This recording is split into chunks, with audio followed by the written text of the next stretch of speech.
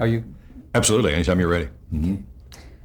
I want to just quickly talk about the Cecil B. DeMille screen test you had in 1954. Mm-hmm. How did that come about? Actually, I think it might even have been earlier than that. I believe it was just before I went to the service, which, 1954 is probably right. That's probably right. It would have been in the summer of 1954. That's what my notes say. Yeah, I think that's exactly right. It was before I went to service, which was the fall of 1954.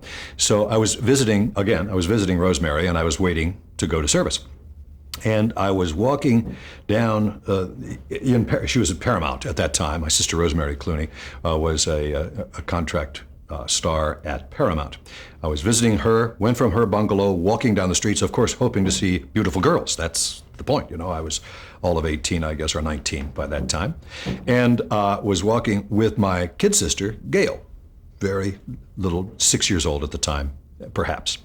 And as I was walking, this mile-long limousine pulled up beside me, and a window rolled down, and a very familiar voice called out and said, "Pardon me, can we speak to you for a moment?" And I looked over, and it was the voice and face of a very well-known actor of the 30s and 40s named Henry Wilcoxon. And I looked at him and I said, "Mr. Wilcoxon, yes, sir. What can I do for you?" And he said, "Not me." He said, "Mr. DeMille wants to talk to you." Well, and Cecil B. DeMille, I had listened to him on Lux Presents Hollywood on radio. I knew all about him, and he was, of course, one of the famous names anywhere. And he said, "Are you a contract player here?" And I said, "No, I'm not." And he said, "Well, I would like you, we have something we're looking for, and you seem to be the right look, and I would like you to do a reading for us." I said, "Okay, great." And so he said, "Well, just show up at Dubba and do this." And I said, "Well, that's fine." And it didn't occur to me that this was a big deal. A reading is a reading. I know how to read. I'd already been an announcer for 3 years. And so I went back to Rosemary's bungalow and told her, I said, "Mr. DeMille wants me to do a reading." Well, she went bonkers. She hadn't even met Mr. DeMille yet. "Cecil B. DeMille wants you to..." She made me so nervous. I started to get scared, I said, "Hey, it's a reading. What is..." And her then husband, Jose Ferrer, came in and said, "What? You're going to do a reading for DeMille? Well, do this and do this, By this time, I'm panic-stricken. Went back the next day, decided the heck with it. I was just going to enjoy myself. What do I care? I'm going to the Army anyway. So I went into this room, which was brightly lighted, had a couch, and there was a black window in front of me. Of course, all that was a window to what we would, I suppose, call a control room or whatever. Mr. DeMille was in there with his entourage, and that was all dark. I couldn't see that, and they could see through and see me.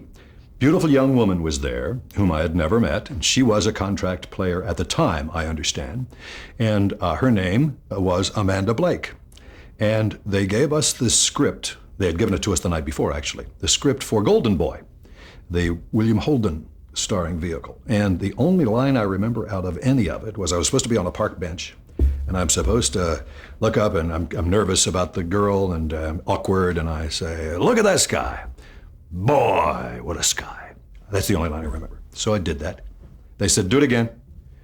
Do it again." Did it, I don't know how many times. It seemed like 100. It was probably 5 times. When it was all finished, I shook hands with Miss Blake and headed off. So, well, that was kind of fun. And I took off and was heading out the door, leaving. And somebody called me back and said, "Mr. DeMille wants to see you."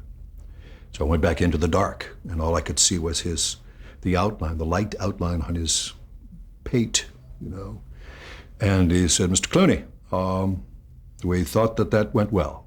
However, we have a problem. Your face looks like you're 19, and that's what we wanted. Your voice sounds like you're 40, and that's what we don't want. We think that we're going to have to wait until the two get closer to matching before we can use you. And when they do, come back and talk to me." Well, I did, and that son of a gun was dead. How about that? That was not fair of him. Did that dampen your aspirations to be an actor? Had you ever thought about being an actor before? The truth is I had never thought in terms of being an actor. I never thought I had the right look for it. I have no false modesty. I thought I had the talent for it, but I never thought I had the kind of right look for that sort of thing. And besides which, I was a broadcaster already, and I knew how to do that. It was what you fight to do in broadcasting is to work your way through that distance that camera presents to be yourself. If you can fight your way through that without being ladies and gentlemen, and instead say, here's what's happening. And if you can do that, then I think you have a chance to be successful in broadcasting. In acting, it seems to me it's quite the opposite. You have to somehow or another get into somebody else's skin, be somebody else, escape into another person. I never thought I had the ability to do that to where I could do it well. I mean, do it among the best. I always thought I could be among the best broadcasters. Not the best, but I thought I could be among the best 15% of people who did broadcasting. I never felt that kind of confidence about something like acting or any other field, actually. So that's why broadcasting continued to beckon and still fascinates me today. At your young age, though, and with that voice, did you have any problem being authoritative in your broadcasting? Did indeed. The question is whether I had any problems being authoritative. Certainly had those problems early on in television. When I first started doing television regularly, that was a problem. Of course, in radio, who cared? Nobody knew how old I was, nor cared. And so the authority was there if it sounded as if it were there. You could still make a fool of yourself by saying something stupid and then stripping away the credibility that your demeanor or attitude might give you. But instead, I tried always to know what the heck I was talking about before I opened my mouth. I wanted to know the answer to the question before I asked it. Let's talk briefly about your military service. Did you gain anything there that helped you in your career after? Oh, absolutely. I gained a great deal in military service that helped me in many ways afterwards. Certainly just being in the military was an interesting experience for someone who was raised in the hodgepodge of the Depression and the war, and being a part of it. Of course, we were quite a militaristic country at that time. All of us, so many had been in service. 13 million Americans had been in service at one time or another in the years 1941 through 1945. Now think about that. We were a nation of 130 million people. That's 10% of every person who was in uniform in that period of time. And see how many were attached to them. Family, support groups. Everybody was touched by the military in that period of time. And we still had a great admiration for, and in a way fixation on, the military at that time. Cold War was still raging. And so the military was very important to me to learn how to be a soldier in case that was necessary. And then later, it turns out that when I got to Europe, they needed announcers for the American Forces Network, headquartered in Frankfurt, Germany, in a 600-year-old castle, Frankfurt Höchst. I lived in a castle. They had their 600-year fest the year I was there, 1955. I got to broadcast all over Europe. I was a huge hit in Great Britain, not because I was so good, but because I was playing the records they wanted to hear. And there was nothing in Great Britain at that time to match that. There was a Radio Luxembourg, which sneaked in a little bit, and there were a couple of other things. But the BBC was still playing very stodgy half-hour segments of popular music. Well, here I was blasting out, Doris Day and Frank Sinatra and the big bands and the emerging rock music.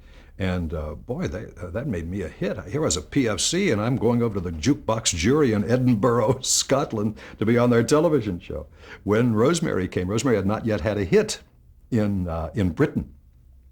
She was about to release some of her first records over there. And when she went to this disc jockey show, the first one, she called me. She was just furious. She said, "Do you know what that guy said to me?" She said, "Are you related to that very famous Nick Clooney over there?" He said, "I'm not used to this." I said, "Well, boy, I am." How did it come about that you got into the Armed Forces Radio? It was kind of an interesting situation. We had, when we went to Europe, I went over there as a combat infantryman, and that meant that my duty would be to end up probably on the Czechoslovak border, living in a tent for the next 18 months, while it was all Cold War period of time. Not a lot of danger, but tensions would rise on occasion, and we always, of course, had to be ready for that. I thought I was a pretty good soldier, and when we got to the place where we were to be sent to, I'm trying to remember what they called it. It's not the replacement depot, but it was assignments. They were going to, this is the place that assigned us. It was called Zweibrücken. And we went to that place, and they told me I was going to be assigned as a clerk typist, that I would be in some place typing morning reports. Gee, I thought that was a terrible idea. And I said, are there any other choices? And they said, no, you don't need a choice. This is what you do. I said, well, I'm a radio broadcaster. Do you need any of those over here doing anything like radio work or anything? And he said, I don't know. And he looked it up, and he saw that that there was actually a radio broadcast specialist, what they called MOS, military specialty. And so I said, what's that number? 1501. Thank you. I'll thank you. And I went to the next person, and I said, that fellow back there said that you should change my primary MOS from combat infantry to 1501, which is radio broadcast specialist, which is what I should do. And he said, he did? I've never done that before. I know. I said, you want me to go back and ask? He said, no, he's a master sergeant. He should know what he's... So we wrote that down, 1501. I went to the third guy, and I said, well, I'm a radio broadcast specialist. Where do you go? And he said, God, I don't know. And he started looking it up and said, well, we got something over here called AFN. I listen to it all the time. Maybe I'll send you there. And he did. Put me on a train and sent me to Frankfurt, first to Munich and then to Frankfurt. And I showed up in this castle, and for 18 months broadcast all over Europe into what were then the satellite countries of the Soviet Union, and into England. They sent me to Morocco, to Casablanca to do a radio specialty show. They sent me to check out Nessie in Inverness, up in Scotland. We did a show on the wines of Europe. We did a show on the castles of Europe, all radio. And I got the chance to do all those special things. I jumped out of an airplane with a tape recorder wrapped around my neck to show what that felt like when we had a group coming into Germany, the 9th Airborne. And so it was, fascinating. It was just great. I went down to cover the Princess Grace and Prince Rainier wedding in Monaco. All of this on $103 a month, when I was first a private and then a PFC in the service. But what a background, all that travel and all that experience to bring to your broadcasting when you came back out of service. Absolutely. And I hoped that would stand me in good stead. Although I must say, probably when you're that young, you don't even think of it in those terms. It was just another thing I did, I certainly loved gathering those memories and putting those all in the bank somewhere, and they have come into for great help. Things don't bother you as much. You know how you're quite intimidated sometimes by people with great reputations when you yourself are rather callow. That began to give me the kind of confidence that I wasn't bothered by that sort of thing anymore. Reputations no longer overwhelmed me. It was what the person said or did. But then when I came back, of course, I decided, since I didn't have anything else to do, that's when I decided I'd be a movie star. You will be absolutely shocked to learn that somehow in 1957, 58, Hollywood was able to overlook my obvious talents. Can you imagine that? They must have been, what could they have been thinking of? I have no idea. I did 4 bit parts, 5 bit parts in movies, ran out of mustering out pay and whatever they were paying me, and finally, after a year, said, well, maybe I better go back to work. How did you get those jobs in those movies? The first one, I did the same thing everybody did. They're cattle calls, and I went in and got the job in one case. Trying to remember I never knew what the titles of the movies were because we had shooting scripts. And one was called Murphy's Sled. I can't find that title anywhere. I don't know what that was. One was called Mock Trial. And that one I can find. I think the name was Handle with Care or something like that. And I found that one. One of the companies I worked for, AMC, had it. And I had about 6 or 7 lines because I had a bit contract, which meant that I could they could use me if they had to do a line or two instead of an extra contract, which meant I couldn't speak. So they gave me this. They gave me these 7 or 8 or 9 lines, and I saw the version on AMC, and I think one line survived, and the line was "Hi, John," or something like that. It was a darn interesting concept. Dean Jones was in the film. They were trying to build him up as an actor. And young John Smith was in it, who'd been on television doing Laramie, and also Joni O'Brien was in it. But the ones who fascinated me were the terrific character actors. It was loaded with some of the best. Thomas Mitchell was in this. Why? That's to die for, to be able to talk to Thomas Mitchell, and I did. I got to spend a week picking his brain, talking about all those stunning things that he did. Walter Abel was in it. Gee, these are, Royal Dano was in it. It was just, it was a wonderful experience, and I took notes, and I've been able to use them in years since in some of my other work. But you did go back into radio after yes. you got out of service. Yes. Did you have any trouble getting that first radio job? Yes. It was not easy. The truth is, I got the first one I asked for. In other words, the first one I called and said, I've got this experience and I'd like to go to work, and this is in Lexington, Kentucky. This was at WLAP radio. But it was not easy. I went there and they had 3 or 4 people up for that job, all of whom were quite good.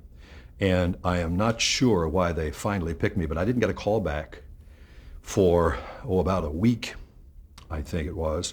And the gentleman who ran the station, Bill Lacker was his name. No, that's wrong. I can't think of his name. But at any rate, the man who ran the station said, all I've got is $60 a week. That's all I can pay you.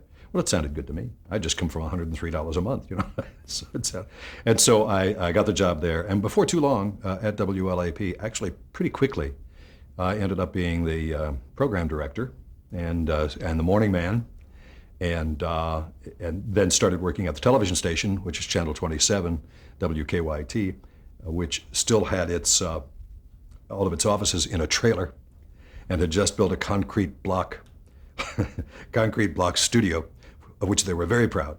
And the camera they had been actually a military camera. They called it a field camera, and had no tripod, and had no rollers.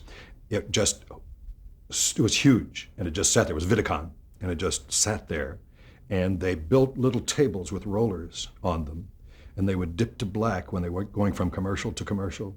They would roll one table out and roll the other table in, already all set up with its commercial products or whatever they were pitching.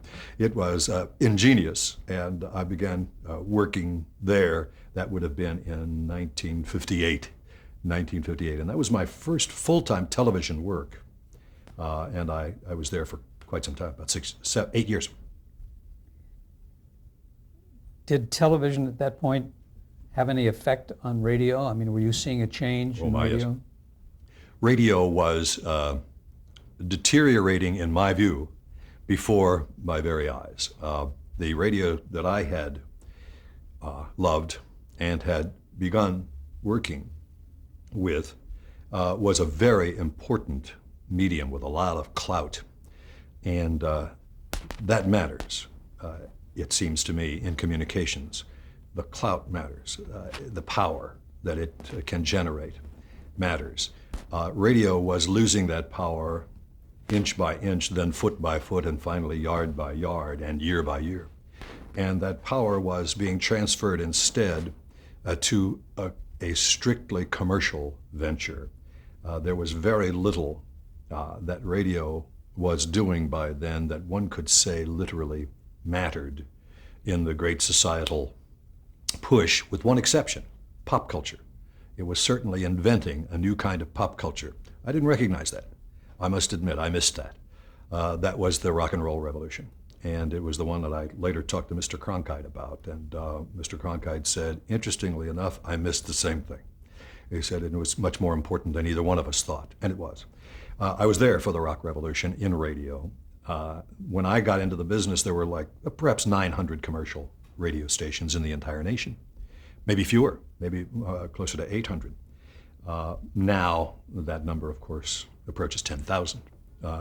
And each of them is a niche broadcasting entity, which is going after a very specific, tiny segment of the audience.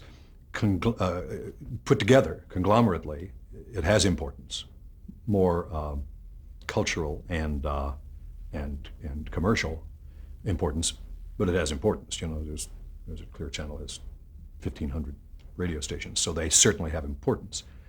But each station, the one where you're working at the trench level, you're reaching very few people and affecting even fewer. And I began to feel the loosening of that power even then in the 50s. And it was obvious that power shift went to television. And so it was something that, it was an inevitable evolution. I must tell you, I miss radio. I've done it recently, and there are certainly some great radio stations, but I miss the radio that I knew. We all get nostalgic when we're older, but there was power, and there was value, and it mattered. What you said mattered, and what you did and how you did it mattered. And while we're talking about that, one point is the radio permitted the listener to use their imagination. Sure. Yeah, the theater of the mind. That's absolutely true. That's a phrase that's been used forever, but it's absolutely true. The things that terrified you were not what you saw necessarily on the motion picture screen, but the things that you imagined in your mind. We only have to look at the Mercury Theater to know how important and how powerful that could be. Orson Welles is. You bet. Yeah. Were you able to do programming as well? Have your own programs as well as being the program director? Did that cut into it? Did both in radio and eventually did both in television. When I went over to Channel 27, in a UHF station in Lexington, which I just described to you, which was very slowly evolving into a viable television station, I eventually became the production director and promotion director, in addition to being the weekend anchorman and having a teenage dance show on Saturdays and doing a horror show on Friday nights, a terror in the night. Loved that. And did a little bit of everything. Yeah, we had all kinds of, we would do actual productions. I did one which received the Freedoms Foundation Award called America, a Tapestry, for 4th of July presentation. And that was in, I guess, the early 60s. The teen dance show on TV, did you have kids from the local area? I did, and there was something interesting, it seems to me, that happened there too, because it was, again, part of the cultural phenomenon. It was obviously rock and roll, and we were playing from 1958. We were playing rock and roll music, and the kids would come up. There was nothing really formal about it. We would do the show. The kids who liked to dance would come up and dance. We had no screening process, but they were all white. All of the kids who came up to dance were white. Well, we were also in the middle, of course, of a cultural revolution, which was the civil rights movement. And one day, about 6 or 8 very brave, very nervous, but very brave young black kids, 3 boys and 3 girls, showed up and wanted to dance. And it was, I don't know why it hadn't occurred to me before. I was so wrapped up in myself that I hadn't thought of it before. But immediately there was tension between the white kids who were there and the black kids who wanted to dance. Well, we solved that problem very quickly. I just came over and said hello to them, shook hands, and gave them each a Coke. Coke was sponsoring us at that time. But that event led the sponsors and the station to cancel my show. And they canceled it within 2 weeks. They did not want to be involved in that kind of confrontation. Okay, I got to thinking about that. I was furious, of course. What was the reason they gave you? Not making enough money, and the sponsor was going to place their money elsewhere, and there was no other sponsor who would take on the show. And I said, okay. And I stormed and did the usual things. But then I got to thinking about it. I said, well, what if I do it this way? Already, from 1956 and 57, schools were being integrated in Kentucky. They were slower than many other states, but Governor Happy Chandler had said, this is the law of the land, you will integrate these schools. So I got to thinking, what happens if I salute the school? And what happens if I say, send me 30 kids, send me the debate team, send me the cheerleaders, send me the basketball team, I tell them who I want. And if I can get a sponsor for that, myself, do we have a show? Went to Dr. Pepper. I love Dr. Pepper. Dr. Pepper, I'll love him forever. Because the guy from Dr. Pepper said, sure, let's do it. Let's try it. Went back to the station with a sponsor and with an idea. And by golly, we stayed on the air for 6 years. I went up and it was the highest rated local dance show in the Midwest.